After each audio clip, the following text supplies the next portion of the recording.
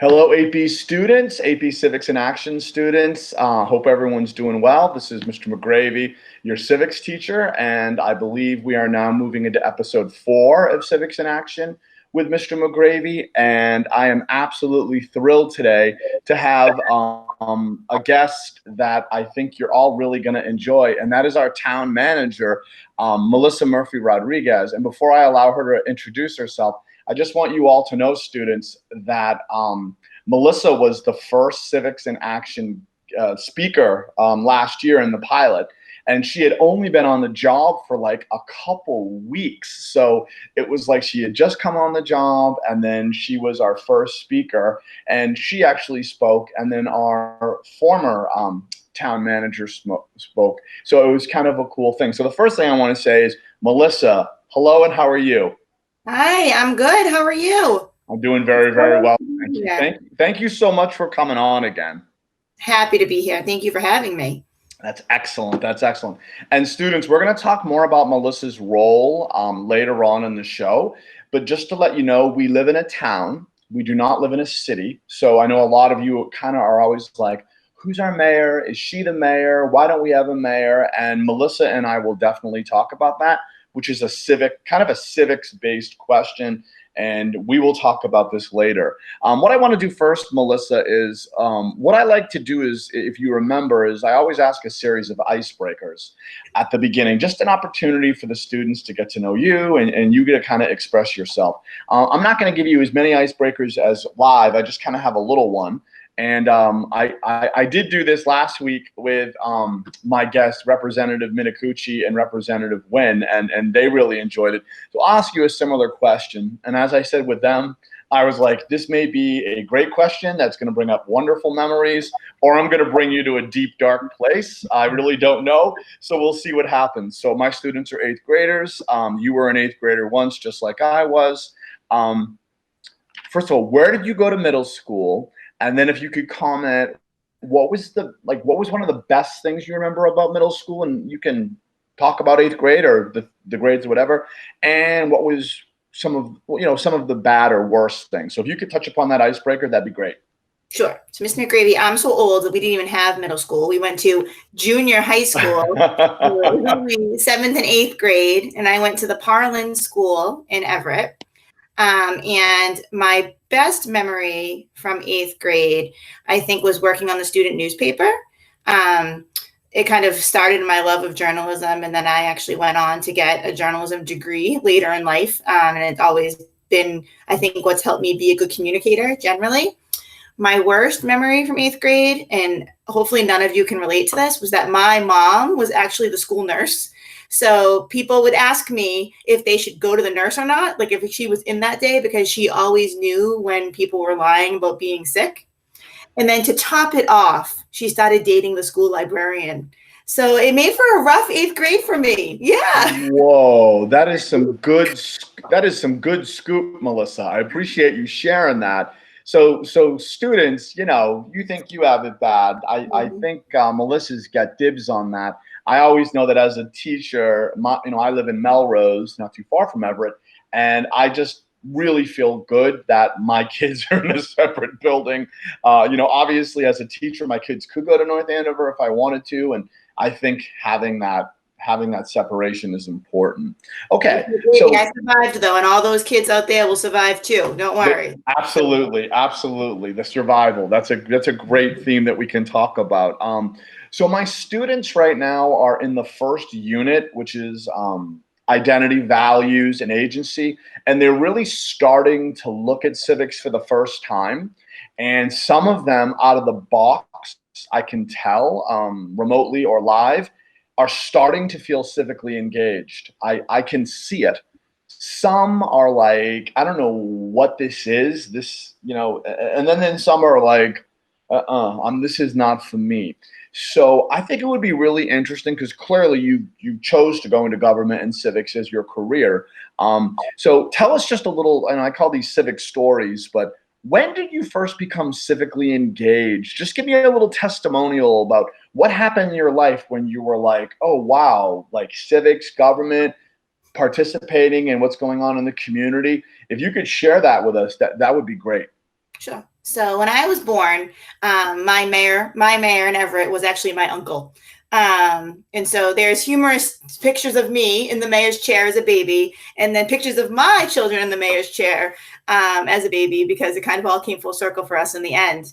And one of my uncles was a city councilor, so we were always working on political campaigns, and that kind of, once it gets in your blood, it stays there.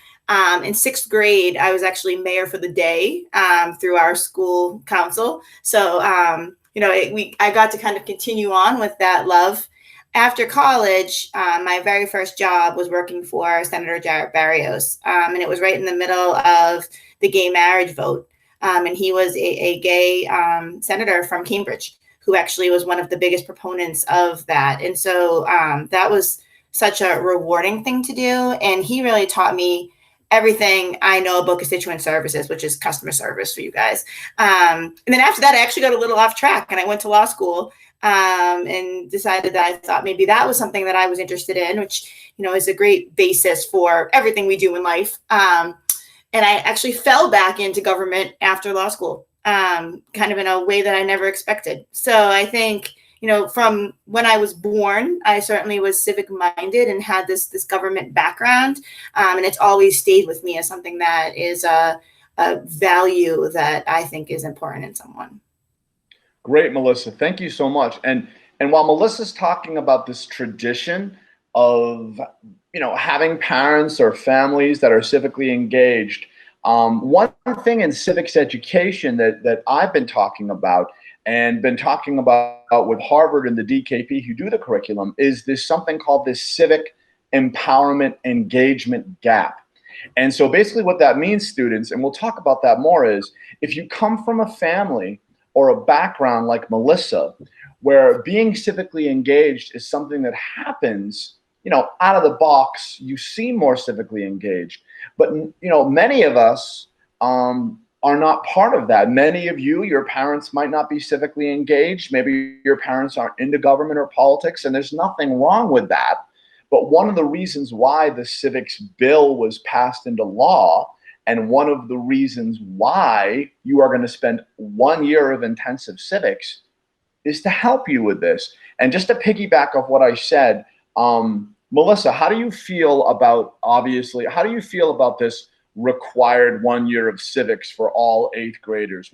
How do you feel about that? And what do you think it's going to do? I saw you nodding with the empowerment gap and the achievement gap. What do you think it's going to do to close that? What are your feelings about this? So civics, I think, plays a role not only if you're involved in government, but in your everyday life, right? You're an advocate for yourself at work. You're an advocate for yourself at school. You're an advocate for yourself with the doctors. There's so many different ways for you to get involved in your own life and then better other people's lives. And I think that through civics, not only do you learn about your community and your world, your country, and how it's run, right? But it also gives you the tools you need to be an advocate later in life. And so I think that's very important in every aspect of what you do. Great. Fantastic. That's great. So what I'm going to do right now, students and Melissa, is I am going to share the screen just for a millisecond. It won't take a very long time. I just want to pop a visual up that students you've all seen, and obviously Melissa sees this on a daily basis working at Town Hall. And what I'm going to pop on there is the seal of North Andover. So students, obviously, for COVID, people aren't going into Town Hall as much. But if you do go to Town Hall at some point and you go in there, there is a beautiful, gorgeous mural of this. And students, we all looked at this together in the first couple of weeks of school when we were talking about Native Americans and just doing a little introductory lesson. And students were all correctly able to identify that is a Native American person in a canoe at Lake Kachikowek, which is obviously our lake here in North Andover. So what I'm going to do is I'm going to take that off the screen. And now what I'm going to say to the town manager, to Melissa, is what does this official town seal mean to you as town manager? What message do you think it's trying to project? And what does it tell residents and visitors about our town? I'd love to hear about, just your impressions. Yeah. So, the town seal is actually voted on by town meeting, which I think is a really interesting statement, right? Because when town meeting comes together and they make a decision through bylaw, right, to create that seal, that's the image that we want to project to other people who are visiting our community, right? And I think that's a really important thing. And I think it's interesting that town meeting is the one who makes that decision, right? Because they're really our policy making group, and so I think it empowers the whole town to make decisions on how the world sees us. But what I find so moving about our town sale is that in order to move forward, we have to look back, right? Where have we come, where we went, and how we got here is so important in how we make future decisions. So I think by including the Native American in our town seal, it helps us to remember to always do that. One, but two, I love that it highlights the lake, because the lake is probably our most hidden treasure. Most other communities do not have their own water source, right? They're getting water from MWRA, they're using wells, they're borrowing water from other communities. We have this huge resource in the middle of our town that's so special, and people treat it with such respect. And I think by town meeting, including the lake and the seal and the way it does, it talks a lot about what our value system is. That's great. And I have to say that in the lesson that we did together, we didn't really hone in on the lake. And so that's a really cool perspective as how different people look at different things. And and we're as a community and community building here in the Civics pilot, we're trying to convey to the kids about these wonderful treasures, these wonderful things. You mentioned the lake. Youth Services Director Rick Gorman was on. He was on an episode, and he told the story about the youth center as a civics action project. And I think a lot of students don't realize what a treasure that is. I live in Melrose. My kids don't have a youth center. And I know of other youth centers that are just not like that. So students, when Melissa talks about the lake, and when we also hear from Rick, I think we're pretty lucky to live here. So students, we did a lesson on land acknowledgements, which is something that really is very, very recent. I was very honest with you all, mentioning that when I was at a meeting at Harvard a year ago, they read a land acknowledgement and I had no idea what it was. And I was very intimidated to ask someone because I didn't want to look ignorant. So I did do some research on my own. When we talked about land acknowledgements in class, many of you felt the exact same way. You're like, what are these? So when we had the debate about land acknowledgements, it was very, very interesting. So what I'm going to do is I'm going to reintroduce land acknowledgements. I have had kind of a pre-conversation with Melissa about this. So we're going to be sharing the screen for the last time, and then we can focus on what we're going to be doing. Okay, so students, and of course, my guest, Melissa, a land acknowledgement, remember, is a piece of paper. It's a speech. It is a talk that is read at ceremonies, lectures, meetings. We threw a little debate, would you ever want one of these read at 8B graduation? And obviously, we all together did research with the original, indigenous peoples of North Andover, the Pawtucket, the Massachusetts, the Pennacook, and the Wabanaki tribes. And we together collaboratively came up with this land acknowledgement. And many of you were like, I don't know about this, Mr. McGravy. I really don't know how I feel about this. And so I think it's really interesting, whereas Melissa talks about town meeting, which is the meeting of all meetings here. And I think Melissa's going to be very honest with us. She doesn't have the background about land acknowledgements. I didn't have them either. So Melissa, what I'd like you to do is, if you don't mind, is your first impressions of land acknowledgements. What do you think of them? What's your opinion of them? What are your beginning things? Do you think that these are things that are appropriate to be read at meetings or at schools? Or do you think, like my students, which most of my students said, is this is something that we should not do? This is something that we should think about, take a step back, do research, and move forward. So Melissa, I'd love to hear what you think of these land acknowledgements. And I know the students would also. Sure. So, Ms. McGreevy, this is new to me too. I'd heard of them, but I certainly had not done a lot of reading about them. And then when you sent me the agenda, I was laying in bed last night reading about them on my phone. So I think I'm in the same boat as many of your students. It made me think when I read about them and when I read what you wrote, that our town sale in some ways is a land acknowledgement, right? Like we are acknowledging through our sale in a really interesting way who came before us in North Andover. And I think if you read about North Andover's history, generally, not even going all the way back to our Indigenous people, but just looking back to when we were part of Andover and how we had almost a religious split more than anything else that caused us to go in kind of the trajectory in which we did. It's interesting to look back. I think one of the things that's hard about land acknowledgements is that they're uncomfortable. Right. They make me feel uncomfortable because I think back on how did we get this land? How did we get here? And it's not, when something's uncomfortable, it's very easy to say we shouldn't do it. Right. And I think, that's my first instinct when something's uncomfortable, physically, mentally, and I'm emotionally, and I'm sure it's a lot of your students' instinct as well. So just because something's uncomfortable doesn't mean we shouldn't tackle it. But I think they're right that we need to be thoughtful in our message and how we say things in order to not incite people or create anger. And so do I know right now that I think they have a role at town meeting? I think the fact that we voted on the seal and the way that we did in many ways means that we've already taken this statement. I was thinking about it. The seal is on our flag. The seal is on my letterhead. The seal is on the letterhead of everybody who is sending a letter from town meeting. So really, aren't we making this statement almost every time we communicate? Great. Thank you so much. And, this is something, students, that obviously it's very, very new in communities. It's probably something that we can say to be continued. This is something that's going to be coming up. But students, I think it's really important that you know that both Melissa and I, we're new learners. It's, once you graduate college or whatever, that doesn't mean you stop learning. That doesn't mean you stop doing all these things.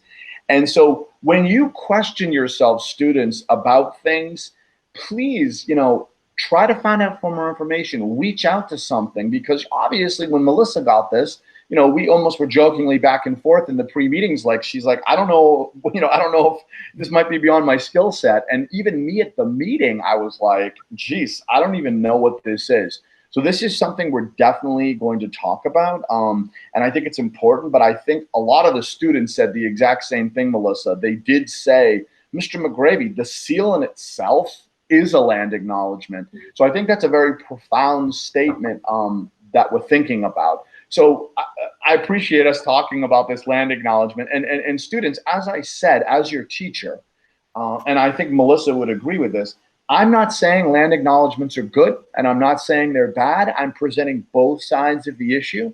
And as Melissa would never force her opinion on any of her constituents or any of the people in town, I'm not forcing my opinion on any of you as well. So I think it's important that we have a dialogue and we disagree respectfully, like we do on all things. So that was great. The town seal and the land acknowledgement, that was something I added at the last minute.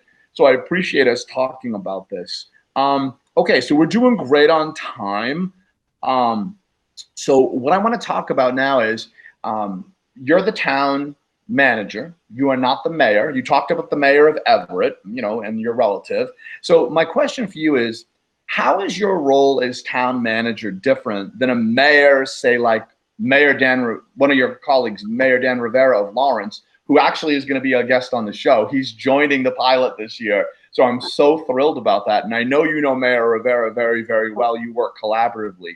So what is your role as town manager? How is it different than a mayor? And then just as a follow-up, what role do you play in the North Andover Public Schools? Please provide examples of how you directly impact my students who are watching you now. So I would appreciate that. Sure. So, Mr. McGravy, town government and city government in general, is actually formed via charter, right? And there's probably usually A through F types of charters that you can form, right? There's a handful of different kinds.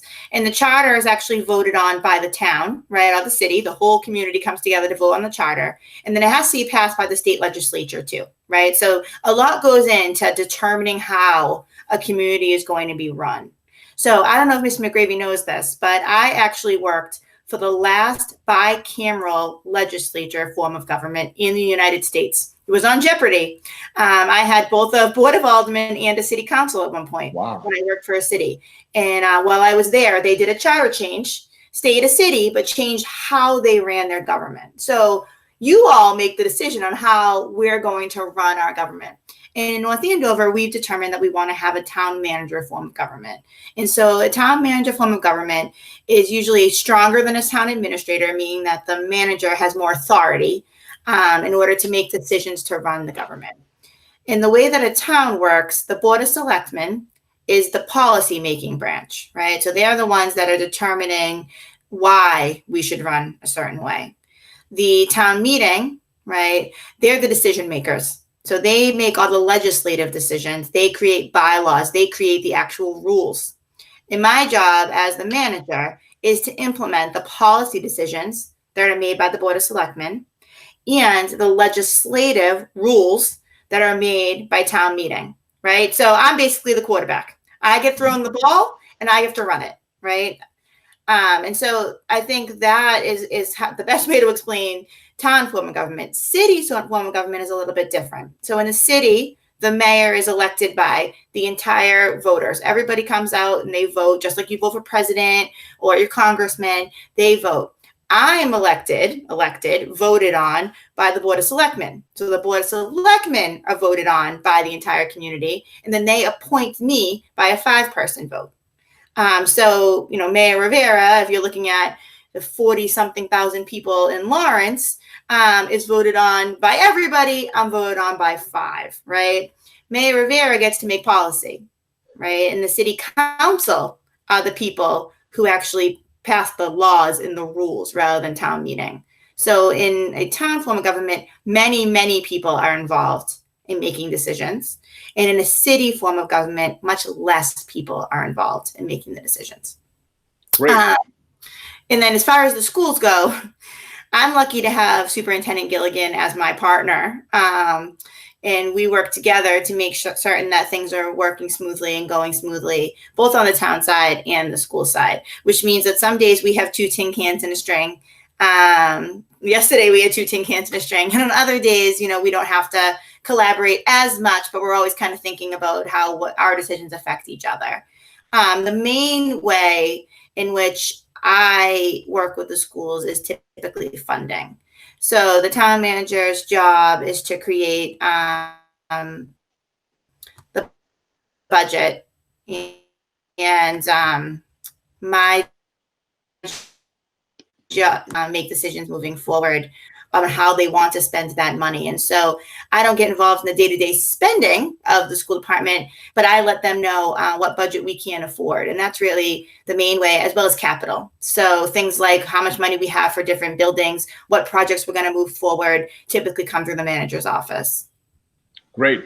And I know that, being a teacher, getting emails from Dr. Gilligan, he does talk about working collaboratively with you, whether it be making sure we have enough Chromebooks or, obviously the tents, these are, all those things, students, cost money. And Dr. Gilligan, he cannot just go out and spend money. And Melissa can't go out and spend money either. I mean, it's a huge process of budgeting. And it's very complex. And also students, when we talk about town government, whether it be what's happening in North Andover or whether the research that I have, flow charts for students usually work very, very well. And, and a flow chart, is a, like a visual that you can see all of these things. And many adults, need these in order to understand those different types of things. So obviously that was a very, very complex question, but I think Melissa broke it down for us. so we understand the key differences. And obviously, when Mayor Rivera comes on, I'm going to hear his spin on it as well, which will be really great, and it'll be really a very cool thing to do. So again, we're doing pretty well on time. And I remember when you came in last fall, you came in September or October, we were talking to the students about these things that they were going to have to do in the spring called civic action projects. This is another part of the civics bill where not only will my students have a civics curriculum, they're going to have to do a civics project at the end of the year. And my students last year, we made it till March, and then we did online, and we did do many civics projects, much more abbreviated. It is my hope this year that we will not do an abbreviated one. And students, they've been exposed to the 10 questions with a couple of the speakers, so I don't think I'm going to go there, but I'm going to ask you, can you give me an example in your position of seeing something that started from citizens or young people that grew? I know you gave an example last fall that these students haven't heard. Please feel free to use that example, or you can use a different one that you have in your experience. But I'd love you to just comment on that. I know Rick talked about the youth center, which was a great one. I'd love to hear about one from you. Sure. I can certainly talk about Camp Suataro, which I think is the one we talked about last time. So Camp Suataro was a large private camp in my last community in Sudbury. That was a very fruitful business, and unfortunately had been a camp for over 60 years, and there was not a family member who wanted to take it over. And so they were looking to sell the camp, and the land was not protected. And so everybody was really worried. We had this beautiful parcel of land that had been used for a camp for 60 years, and what was going to happen to it. And so residents started to become very active. They formed a Facebook group. They were doing all kinds of outreach to the Board of Selectmen members about the need and the want to save this camp. And so what the town did based on that was starting to do a series of surveys, right? And trying to understand, is this something that only the loudest people are saying, right? Because those are the people you hear from when somebody wants to be an advocate, right? And it's advocates, all of you know, right, that when you're passionate about something, your voice is the one that's heard. But when we're a town meeting form of government, it's really important to hear from everybody because everyone's going to have a vote that day, right? And so we did a lot of surveys where we reached out to people and we asked, is this something that everyone wants? Is this something we all want to do? And what we heard loud and clear is that people did want that, but they wanted it in a certain way, right? They wanted it in a way that it was protected, but that the business wasn't squandered, that we had this really fruitful and successful business model they didn't want to lose. But then they also wanted public access. And right, that's a lot of things to kind of to juggle. It reminds me a lot of the Stevens estate, right? Which is something we'll be talking about at town meeting again this year. It's really not that different. You've got a lot of people with a lot of emotions and a lot of opinions and trying to figure out how to bring everyone together to walk in one direction can be really difficult, right? And so we ended up coming up with a plan that worked, where we were able to purchase it through town meeting. They voted, and we took a bond, we took debt like you would when you mortgage your house at home.